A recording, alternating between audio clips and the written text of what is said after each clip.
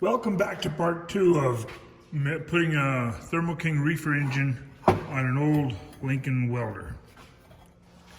Last time I showed you guys how to lay out the bolt patterns, and I've already transferred that to my actual 3/8 inch plate. Now I need to figure out how thick of spacers I need. To do that, I need to put my drive flange back on my engine.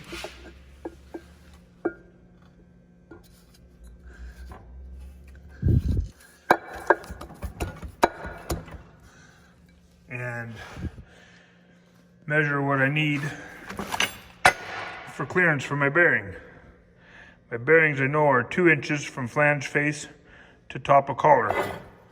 So I need a minimum of 2 inches here.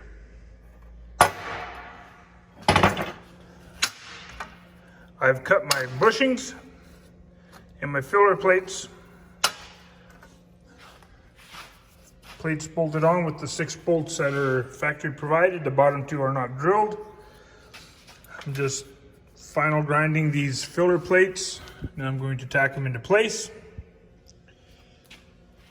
Then I'm going to rotate the whole assembly, put 2 of these at the bottom, put these 2 those 2 at the top, and then drill out the 2 remaining holes, tap them. Then I have my full circular bolt pattern.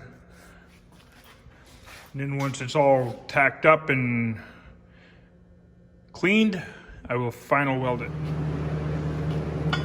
Final fitment has been verified. Mill scale's been cleaned off of the plate. It's all tacked up. Now it's ready to be bolted back to the flywheel to be tacked, for the ring to be tacked to the actual back plate, and then final welded. There's my plate, all welded up, bolted up. Now it just needs to be cleaned up.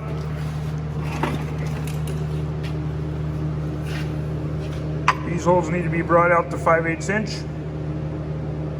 Center hole needs to be drilled to 2 inches.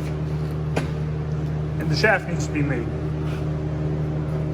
I left the corners here with the intentions of running a belt and an air compressor and an alternator back here and clear up that stuff up front there. That alternator is an externally regulated, which I don't want. So I'm gonna go with a readily available truck alternator and a belt drive air compressor, as well as my welder.